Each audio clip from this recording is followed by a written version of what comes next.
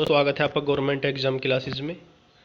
दोस्तों, हम जो डेली डोज के नाम से वीडियो प्रोग्राम हमने चलाया है उसका आज दूसरा वीडियो है। एक वीडियो हम इस पर बना चुके हैं। डेली डोज में हम 20 क्वेश्चंस लाते हैं जो आपकी प्रैक्टिस के लिए होता है, जिससे आपकी तैयारी में इम्प्रूवमेंट आए। तो स्टार्ट करते हैं आज का वीडियो। फर्स्ट क्वेश्चन है आपका, व्याकरण का वह विभाग जिसमें शब्द के भेद, रूप, बनावट आदि का वर्णन होता है, वह क्या कहलाती है? ऑप्शंस दिए गए हैं आपको, वाक्य विचार, वर्ण विचार, भाषा विचार और शब्द विचार। तो इसका सही आंसर है आपका डी, शब्द विचार। व्याकरण का वह भाग जिसमें शब्द के भेद, रूप, बनावट आदि का वर्णन होता है उसे शब्द विचार कहते हैं।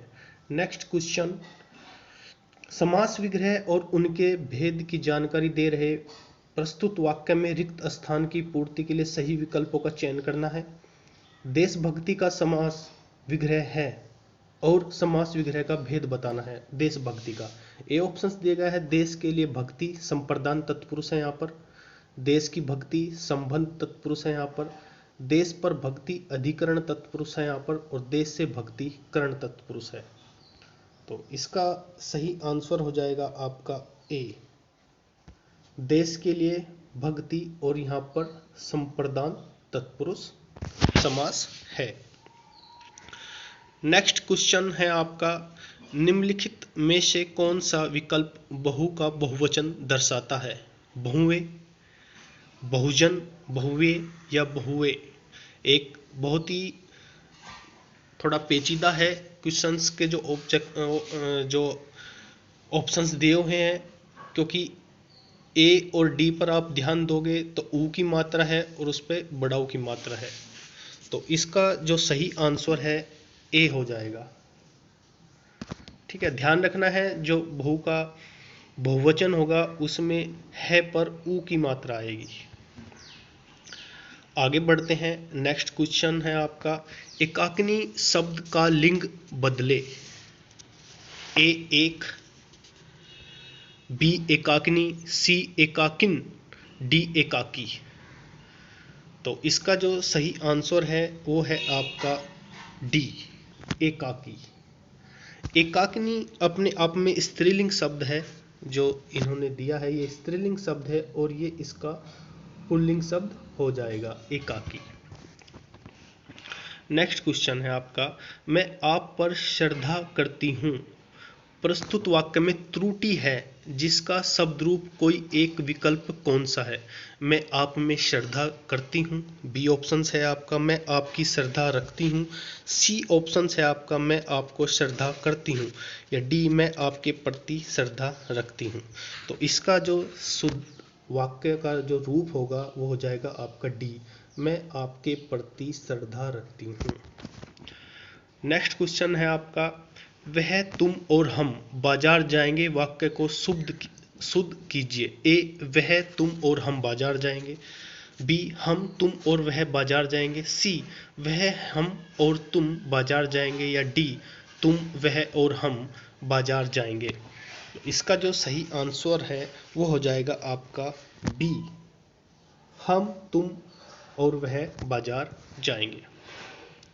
नेक्स्ट क्वेश्चन है आपका, पद्मावत महाकाव्य कौन सी भाषा में लिखा गया है? राजस्थानी, अवधी, ब्रज या खड़ी बोली। तो इसका जो सही आंसर है वो हो जाएगा आपका बी, जो पद्मावत महाकाव्य है वो अवधी भाषा में लिखा गया है। इसके बारे में कुछ और जानकारी ले लेते हैं हम। ये मलिक मोहम्मद जैसी द्वारा पद्मावत की रचना की गई थी 1540 ईस्वी में। यह अवधी भाषा में लिखा गया है। इसमें चित्तौड़ के राजा रतन सेन और सिंघल की राजकुमारी पद्मावती के विवाह एवं विवाह के बाद की जीवन मार्मिक चित्रण का वर्णन किया गया है। नेक्स्ट क्वेश्चन है आपका, रिक्त स्थानों की पूर्ति करनी है। जो विकल्प दिए गए हैं वो रिक्त स्थान में भरना है आपको। हम जिनसे कुछ रखते हैं रिक्त स्थान, वह हमारी रिक्त स्थान करते हैं। ए अपेक्षा उपेक्षा, बी चिंता या सहायता, सी उम्मीद या मदद, या डी उपकार या अपकार। तो इसका जो सही आंसर है वो हो जाएगा ए, अपेक्षा और उपेक्षा। हम जिनसे कुछ रखते अपेक्षा है वह हमारी उपेक्षा करते हैं, इसका सही आंसर हो जाएगा। नेक्स्ट क्वेश्चन है आपका, जहां एक शब्द अनेक अर्थों में प्रयुक्त होता है वहां कौन सा अलंकार होता है? यमक, श्लेष, शब्द श्लेष या अर्थ श्लेष। तो इसका जो सही आंसर है वो हो जाएगा आपका बी, श्लेष अलंकार। जहां एक शब्द अनेक अर्थों में प्रयुक्त होता है वहां श्लेष अलंकार होता है। श्लेष का अर्थ होता है चिपका हुआ। इसका जो अर्थ होता है वो होता है चिपका हुआ, मतलब एक शब्द से अनेक अर्थ जुड़े हुए हो तो वहां पर श्लेष अलंकार होता है। नेक्स्ट क्वेश्चन है आपका, कंगाली में आटा गीला प्रस्तुत लोकोक्ति का अर्थ निम्नलिखित में से कौन सा दर्शाता है? मुसीबत में और मुसीबत आना, बुरे के साथ रहने से बुराई ही मिलती है, या सी आपका गरीबी में और मुसीबत आना, या डी एक तो दोस्त था दूसरा और लग गया। तो इसका जो सही आंसर हो जाएगा वो हो जाएगा ए, मुसीबत में और मुसीबत आना कंगाली में आटा गीला का मतलब होता है।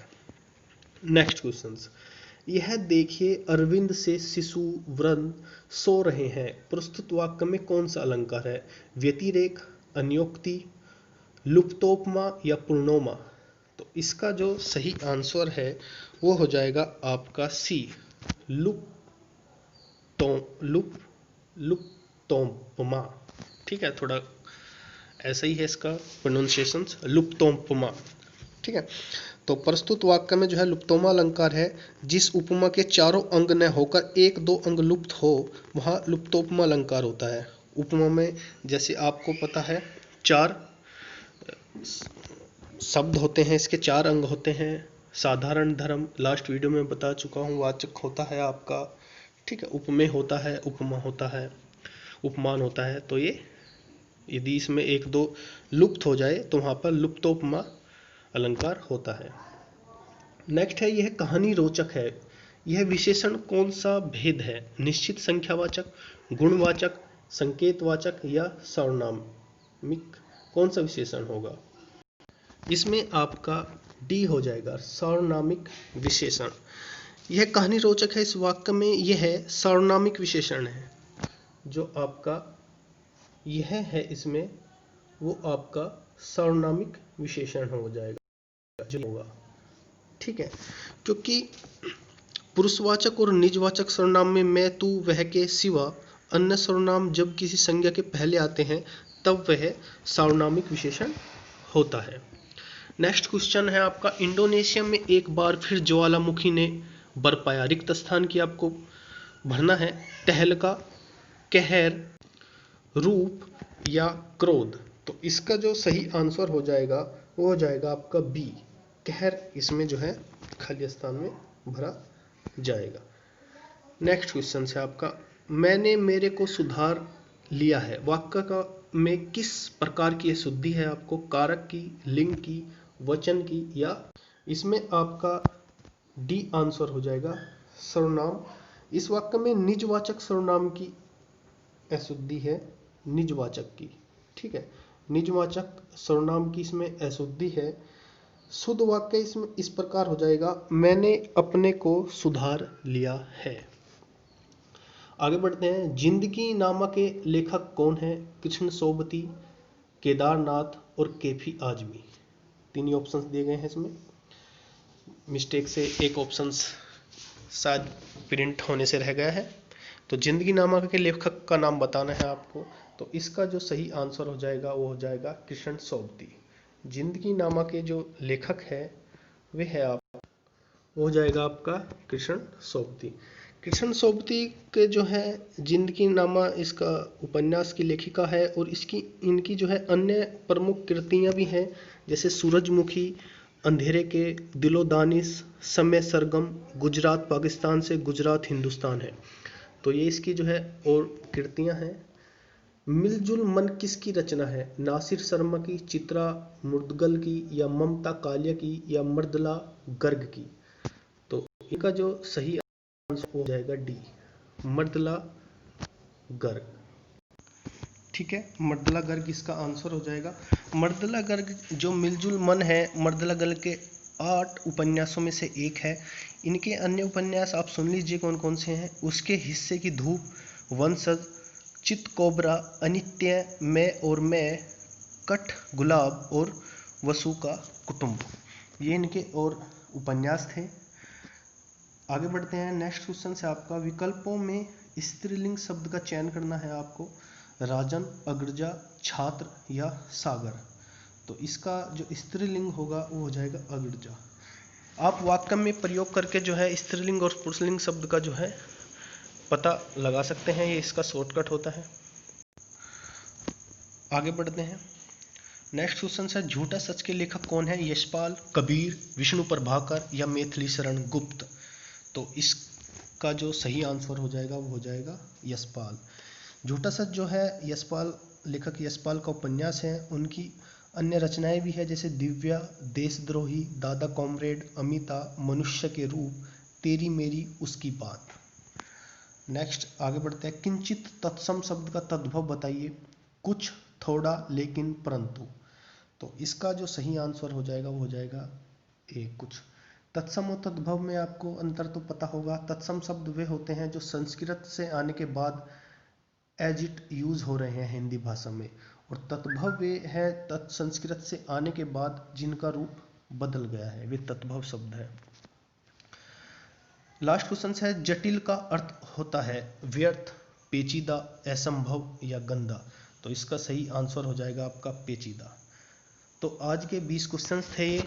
दोस्तों इस वीडियो को ज़्यादा से ज़्यादा शेयर करें और सब्सक्राइब करें यदि किसी ने सब्सक्राइब नहीं किया है, ताकि आने वाला डेली का वीडियो आपको मिलता रहे। धन्यवाद।